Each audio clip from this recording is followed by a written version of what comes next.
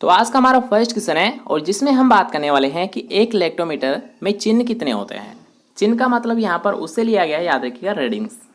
ठीक है, आपने कई उपकरण देखे होंगे। उपकरणों पे क्या होता है, छोटे छोटे उन पर बिंदु लिखे होते हैं, मतलब रीडिंग्स लिखी होती है, और उन रीडिंग्स के माध्यम से हम, याद रखिएगा, उनके बारे में जानते हैं कि ये शुद्ध है या फिर नहीं है।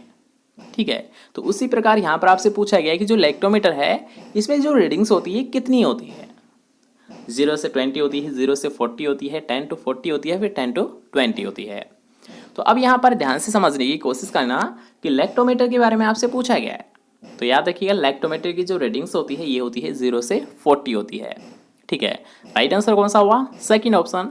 लेकिन क्या आपको ये पता है कि जो लैक्टोमीटर है इसका प्रयोग कैसे किया जाता है, या फिर लैक्टोमीटर है किस सिद्धांत पर कार्य करता है। तो अब यहाँ पर ध्यान से समझने की कोशिश करना। सबसे पहले हम जानेंगे कि लैक्टोमीटर होता क्या है, या फिर इसका जो प्रयोग किया जाता है ये किसके लिए किया जाता है। तो दूध का आपेक्षिक घनत्व, दूध का आपेक्षिक घनत्व ज्ञात करने के लिए लैक्टोमीटर का प्रयोग किया जाता है। दूसरी भाषा में आप ऐसे बोल सकते हो कि दूध की शुद्धता ज्ञात करने के लिए लैक्टोमीटर का प्रयोग किया जाता है। याद रखिएगा, आपको क्या याद रखना है कि दूध का आपेक्षिक घनत्व या दूध की शुद्धता मापने के लिए लैक्टोमीटर का प्रयोग किया जाता है। सेकेंड पॉइंट, याद रखिएगा, वेरी वेरी इंपॉर्टेंट पॉइंट है कि जो लैक्टोमीटर ये किस सिद्धांत पर कार्य करता है, किस सिद्धांत पर कार्य करता है। तो याद रखिएगा, जो लैक्टोमीटर है ये आर्किमिडीज सिद्धांत पर कार्य करता है। किस सिद्धांत पर कार्य करता है लैक्टोमीटर, याद रखिएगा, आर्किमिडीज सिद्धांत पर कार्य करता है। इसके साथ साथ याद रखिएगा, यहाँ पर एक और पॉइंट आप लिख लीजिए कि जो थर्ड पॉइंट है, याद रखिएगा, वेरी वेरी इंपॉर्टेंट पॉइंट है कि जो इसकी जो रीडिंग्स होती है इसकी कोई यूनिट है। जो रीडिंग्स यहाँ पर हम बात कर रहे हैं 0 से 40 की, क्या इनकी कोई यूनिट होती है, कोई इकाई होती है। तो याद रखिएगा, ये यूनिटलेस इकाई होती है। क्या होती है, याद रखिएगा, इनकी कोई यूनिट नहीं होती है, मतलब यूनिटलेस होता है। अगर आपसे कोई पूछता है कि 0 से जो 40 जो रीडिंग्स होती है लैक्टोमीटर की, इनकी क्या यूनिट है, तो आपको कुछ नहीं बताना है, आप बता दोगे कि ये यूनिटलेस है, मतलब इसकी कोई इकाई नहीं होती है। ठीक है, तीनों पॉइंट याद रखिएगा, आपको एग्जाम में पूछे जा सकते हैं, तीनों पॉइंट को आप ज़रूर नोट कर ले। इसके साथ साथ याद रखिएगा, एक कल हमने क्वेश्चन किया था किसान कॉल सेंटर के बारे में। ठीक है, आपने क्लास ली होगी कल की, तो उसमें हमने बात की थी किसान कॉल सेंटर, जो कि एक टोल फ्री नंबर होता है। तो उसमें थोड़ा सा मिसप्रिंट हो गया था, या फिर आपको गलत बता दिया गया था, उसके लिए सॉरी।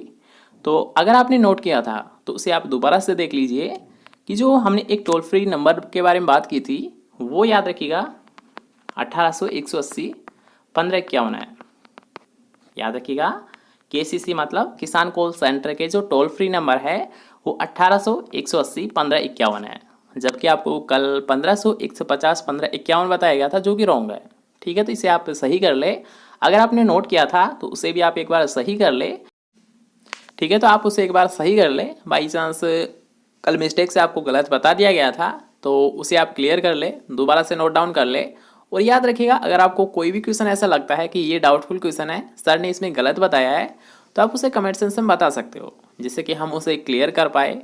ठीक है, अगर हमें क्लियर लगता है कि आप सही हो हम गलत है, तो उसे दोबारा से क्लास में क्लियर किया जाएगा, उसका रिवीजन किया जाएगा। ठीक है, तो आप ऐसे ध्यान रखा करो। ओके, तो चलिए फिर नेक्स्ट क्वेश्चन की हम बात करेंगे कि यदि दूध की सही इलेक्ट्रोमीटर रीडिंग्स 25 है तो दूध का आपेक्षिक घनत्व तो कितना होता है। यहाँ पर याद रखिएगा, रीडिंग्स के बारे में आपसे पूछा गया है, 25 आपको दे रखी है, आपको यहाँ पर एक वैल्यू दी गई है 25। तो इसके अकॉर्डिंग याद रखिएगा, जो दूध का आपेक्षिक घनत्व होता है ये कितना होता है, 1.025 होता है। नेक्स्ट क्वेश्चन की हम बात करेंगे, जिसमें आपसे पूछा गया है कि गाय के मक्खन या दूध का आपेक्षिक घनत्व कितना होता है। तो यहाँ पर याद रखिएगा, आपसे क्या पूछा गया है, मक्खन या दूध के बारे में। सो दूध के बारे में नहीं पूछा गया, बल्कि किसके बारे में पूछा गया है, मक्खन या दूध का आपेक्षिक घनत्व कितना होता है। तो ये होता है, याद रखिएगा, 1.20 होता है। ओके, नेक्स्ट क्वेश्चन की हम बात करेंगे, जिसमें आपसे पूछा गया है गाय के शुद्ध दूध का आपेक्षिक घनत्व कितना होता है। तो याद रखिएगा, अगर आपसे पूछता है शुद्ध दूध, याद रखिएगा, अगर आपसे पूछता है शुद्ध दूध तो इसका कितना होता है। हमने यहाँ पर बात तो कर ली कि जो मक्खन या दूध है इसका अपेक्षित घनत्व कितना है, 1.020 है। लेकिन क्या आपको ये पता है कि जो गाय का शुद्ध दूध होता है इसका अपेक्षित घनत्व कितना होता है।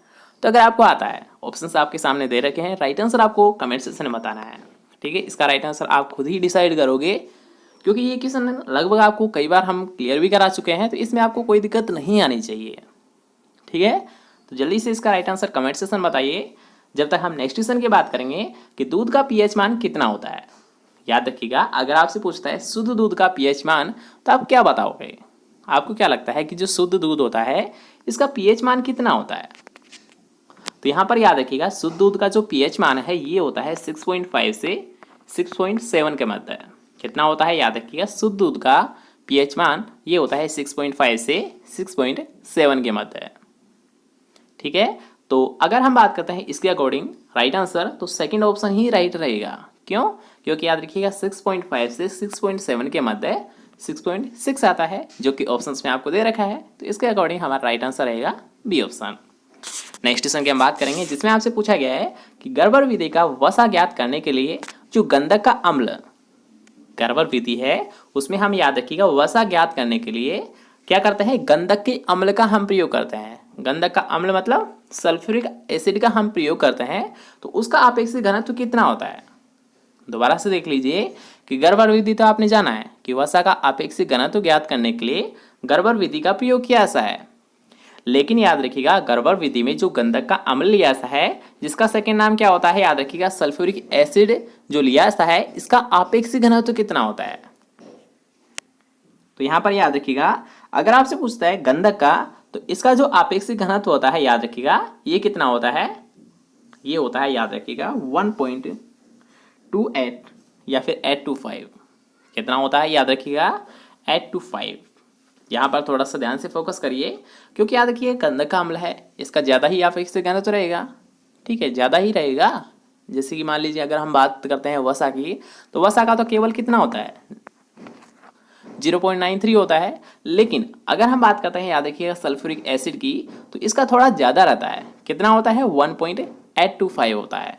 ठीक है, तो इसका आप ऐसे याद रख सकते हो कि गंधक के अम्ल का जो आपेक्षिक घनत्व ये ज़्यादा होता है। कितना होता है? 1.825 होता है। नेक्स्ट क्वेश्चन की हम बात करेंगे, जिसमें आपसे पूछा गया है कि गाय के दूध का हिमांक कितना होता है। अब यहाँ पर याद रखिएगा, एक होता है हिमांक बिंदु, एक होता है क्या? बॉइलिंग पॉइंट, मतलब जिस पर वो उबलने लग जाता है। ठीक है, एक होता है फ्रीजिंग पॉइंट, एक होता है बॉइलिंग पॉइंट। तो अब यहाँ पर हम बात करेंगे फ्रीजिंग पॉइंट के बारे में, मतलब जिस पर वो जम जाता है। फ्रीजिंग, फ्रीज तो आप जानते हैं। ठीक है, फ्रिज का इस्तेमाल आप लगभग सभी स्टूडेंट यहाँ पर करते होंगे, या फिर देखा तो सभी ने होगा। तो यहाँ पर याद रखिएगा हम बात कर रहे हैं फ्रीजिंग पॉइंट के बारे में।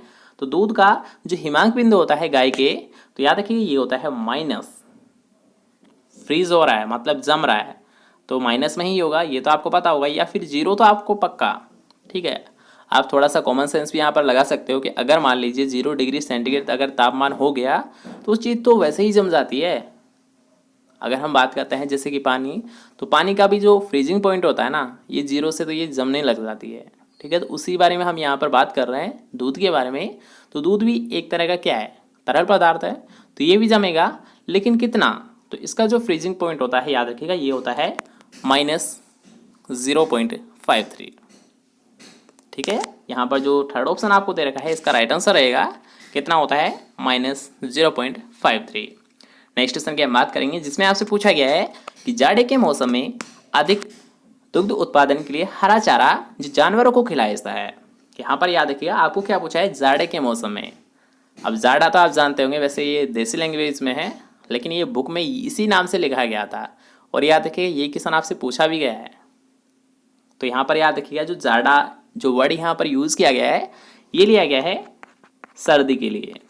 मतलब याद रखिएगा सर्दी का जो मौसम होता है उसे जाड़ा भी बोला जाता है, जो कि अभी चल रहा है।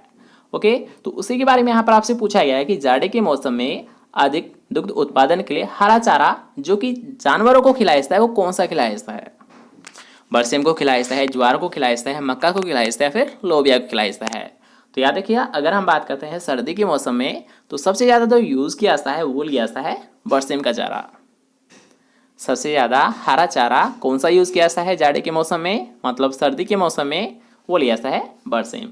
और बरसेम को याद रखिएगा हरे चारे वाली फसलों का राजा भी बोला जाता है। चारे वाली फसलों का राजा किसे बोला जाता है? बरसेम को बोला जाता है। जबकि रानी किसे बोला जाता है? रिंजका को बोला जाता है। ठीक है, याद रखिएगा, ये भी क्वेश्चन आपसे पूछा गया है, तो इसका भी आपको ज़रूर याद रखना होगा कि बरसीम को चारे वाली फसलों का राजा बोला जाता है, जबकि रेंजिका को रानी बोला जाता है। ओके, नेक्स्ट क्वेश्चन की हम बात करेंगे, जिसमें आपसे पूछा गया है कि एक खली जिसमें 5% नाइट्रोजन की मात्रा होती है, उसकी कच्ची प्रोटीन की मात्रा कितनी होगी। ठीक है, यहाँ पर आपको याद रखिएगा नाइट्रोजन की वैल्यू आपको दे रखी है 5%, लेकिन यहाँ पर आपसे पूछा गया है जो कच्ची प्रोटीन की मात्रा है ये कितनी होती है। अब यहाँ पर वो आपको खली पहचाननी होगी, उसके अकॉर्डिंग आपको राइट आंसर देना होगा। तो अगर हम बात करते हैं, याद रखिएगा, वह खली जिसमें 5% नाइट्रोजन की मात्रा होती है, उसमें याद रखिएगा कच्ची प्रोटीन की मात्रा तो होती है 21.25। कितनी होती है, याद रखिएगा 21.25%। ओके, इसके साथ साथ याद रखिएगा यहाँ पर थोड़ा सा इरिटेटिंग वॉइस आ रही है, लेकिन यहाँ पर थोड़ा सा काम चल रहा है, ठीक है, मकान का काम चल रहा है, तो इसे इग्नोर करिएगा, बस आप क्लास पर फोकस कीजिए। ओके, नेक्स्ट क्वेश्चन की हम बात करेंगे, जिसमें आपसे पूछा गया है कि हे पानी की अधिकतम मात्रा कितनी होती है, 18%, 25%, 30% या फिर 40%, मतलब 40%। आपको क्या लगता है कि जो हे बना ऐसा है, अब ये हे क्या होता है।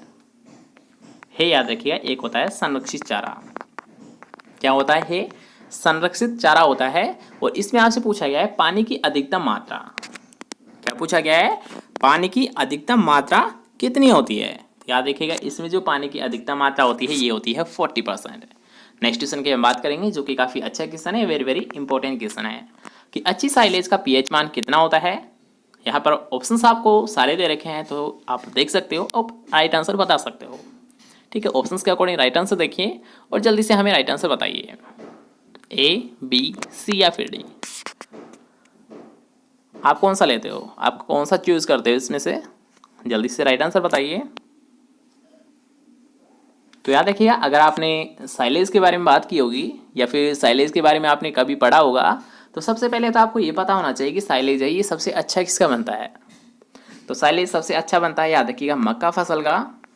ओके, जबकि हे किसका बनता है, हे सबसे अच्छा बनता है बरसीम का। दोनों को आप यहाँ पर नोट कर सकते हो, क्योंकि याद रखिएगा ये दोनों ही क्वेश्चन आपको एग्जाम में देखने को मिल सकते हैं कि अगर आपसे कोई पूछता है कि साइलेज सबसे अच्छा किसका बनता है, तो ये तो बनता है, याद रखिएगा, मक्का का, और हे किसका बनता है, बरसीम का। ठीक है, इन दोनों को आप नोट कर ले। इसके साथ साथ इसे भी आप नोट कर ले कि एक जो अच्छी साइलेज मानी गई है उसका जो पीएच मान है ये कितना होना चाहिए। तो याद रखिएगा इसका एक अम्लीय है, याद रखिएगा हल्की अम्लीय होती है साइलेज, वो अच्छी मानी जाती है, और उसका पीएच मान कितना होना चाहिए, तो वो होना चाहिए, याद रखिएगा, 3.5 से 4.2 के मध्य। याद रखिएगा वह साइलेज अच्छी मानी जाती है जिसका जो पीएच है हल्का अम्लीय हो, कितना हो, 3.5 से 4.2 के मध्य। ठीक है, नेक्स्ट क्वेश्चन की हम बात करेंगे, जो कि काफ़ी अच्छा क्वेश्चन है, और ये भी क्वेश्चन याद रखिएगा आपको एग्जाम में पूछा गया है, तो इसका भी आपको ज़रूर याद रखना होगा कि हरी मक्का में साइलेज बनाने के लिए उसमें शुष्क पदार्थ की मात्रा कितनी होती है। यहाँ पर आपसे क्या पूछा गया है, याद रखिएगा शुष्क पदार्थ की मात्रा। तो ऑप्शंस आपके सामने हैं, जल्दी से देखिए और राइट आंसर बताइए कि एक जो अच्छी साइलेज होती है उसमें शुष्क पदार्थ की मात्रा कितनी होती है, 10 से 20%, 20 से 30%, 30 से 40% या फिर 40 से 50%। तो याद रखिएगा जो अच्छी साइलेज है उसमें जो शुष्क पदार्थ की मात्रा होती है ये कितनी होती है, ये होती है 30 से 40%। ओके, नेक्स्ट क्वेश्चन की हम बात करेंगे, जिसमें आपसे पूछा गया है कि एक जवान सांड के आहार में पाचक कच्ची प्रोटीन की मात्रा कितनी होती है। यहाँ पर याद रखिएगा बुल के बारे में आपसे पूछा गया है कि अगर आप उसे संतुलित आहार दे रहे हो तो उसमें जो कच्ची प्रोटीन की मात्रा होती है ये कितनी होनी चाहिए। ठीक है, किसके बारे में हम बात कर रहे हैं, उसके खाने के बारे में, उसके आहार के बारे में हम बात कर रहे हैं, तो उसमें प्रोटीन की मात्रा कम से कम कितनी होनी चाहिए। ऑप्शंस आपके सामने हैं, जल्दी से देखिए और राइट आंसर बताइए। तो अगर हम बात करते हैं कच्ची प्रोटीन की मात्रा, तो उसका जो आहार है, उसका जो भोजन है, उसका जो फूड है, उसमें याद रखिएगा कच्ची प्रोटीन की मात्रा लमसम 12 से 15% तो होनी ही चाहिए, तभी तो वो एक संतुलित आहार माना जाएगा, तभी तो वो अच्छा खाना माना जाएगा। ठीक है, नेक्स्ट क्वेश्चन की हम बात करेंगे, जिसमें आपसे पूछा गया है कि एक गाय को प्रति लीटर दुग्ध उत्पादन के लिए कितने लीटर पानी की आवश्यकता होती है। यहाँ पर पूछा गया है, याद रखिएगा, वाटर रिक्वायरमेंट के बारे में। ओके, क्या पूछा गया है कि एक गाय को प्रति लीटर दूध उत्पादन के लिए कितने लीटर पानी की